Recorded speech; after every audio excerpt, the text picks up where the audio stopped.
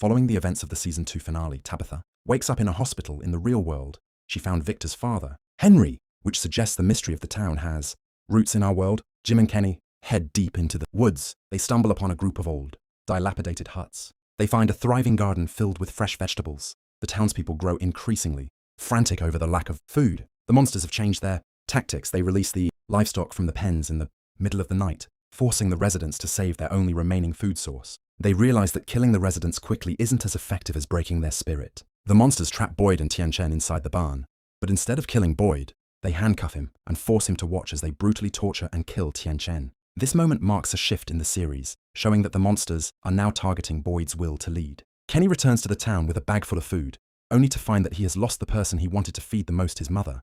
Due to her pregnancy, Fatima finds herself craving and even eating rotten vegetables. Kenny and the others decide to go back to the small village to find more food. Meanwhile, Jade is suffering from terrifying hallucinations and is behaving very oddly. When Christy tries to follow him, her leg gets caught in an old bear trap. It was a very dangerous situation, and they barely manage to save her.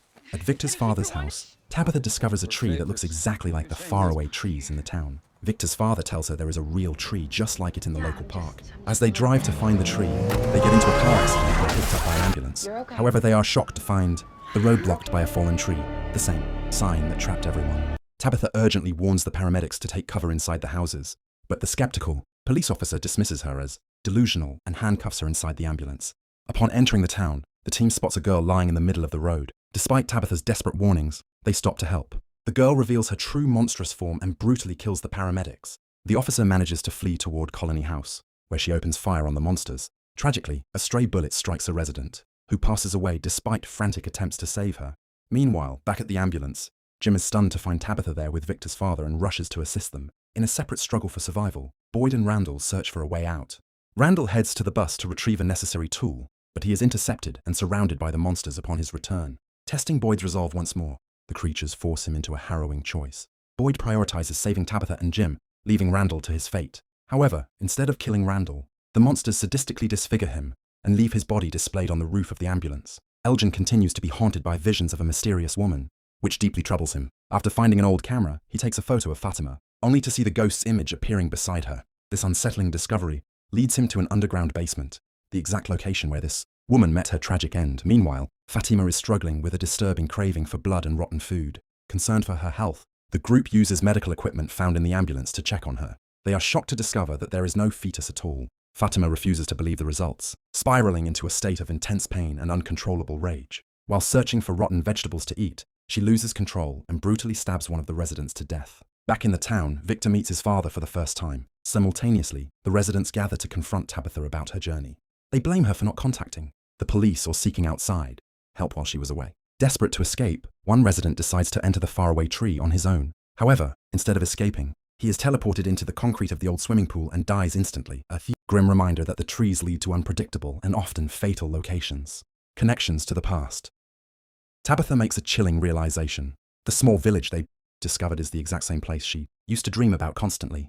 During her childhood, while Randall is attempting to cope with the trauma left behind by the monsters, he heads out with Julie and by chance, they stumble upon the very location where they were previously held captive. Julie returns to the ruins with Ethan, but this time she enters the cave. Inside, she sees visions of herself and her friends as they were trapped before, as if she has traveled back in time. She finds Martin, the old man, chained to the wall. He asks her to throw the rope into the well. When she does, she sees Boyd inside. This confirms that Julie was the one who helped Boyd in the past through time travel. After leaving the cave, she enters the tunnels and hears the voices of Tabitha and Victor, before finally waking up from these strange hallucinations. Meanwhile, Boyd is trying to help Fatima. He hides her in the forest and pretends he doesn't know who the killer is. However, Elgin, who is obsessed with the camera and the ghost woman's instructions, finds Fatima. He takes her to the basement and locks her up, believing her baby is the key to their escape. Following the ghost's orders, he feeds the baby his own blood and leaves Fatima trapped.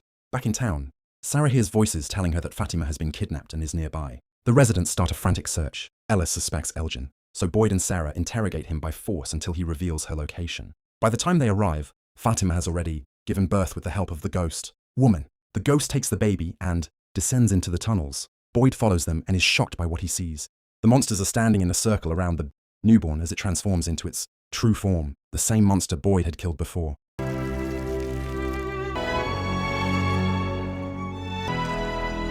On the other side, Tabitha, Jim, and Jade are trying to solve the symbols. They discover that the numbers are actually musical notes. Jade plays the melody near the tree, which summons the ghost children. They keep repeating a word that means remember. Suddenly, Jade and Tabitha remember everything. Tabitha and Jade were the original inhabitants of the town long ago. The town people sacrificed the children to gain immortality, which turned them into the monsters Jade and Tabitha keep, returning in different lives to try and save the children and break the curse. But they fail and die every time.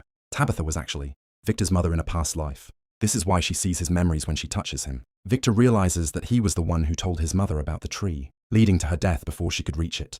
While Jim is struggling to understand this shocking news, he meets his daughter Julie. However, she looks different. She is running and screaming, trying to warn him about something. Suddenly, a terrifying creature appears, attacks Jim, and kills him.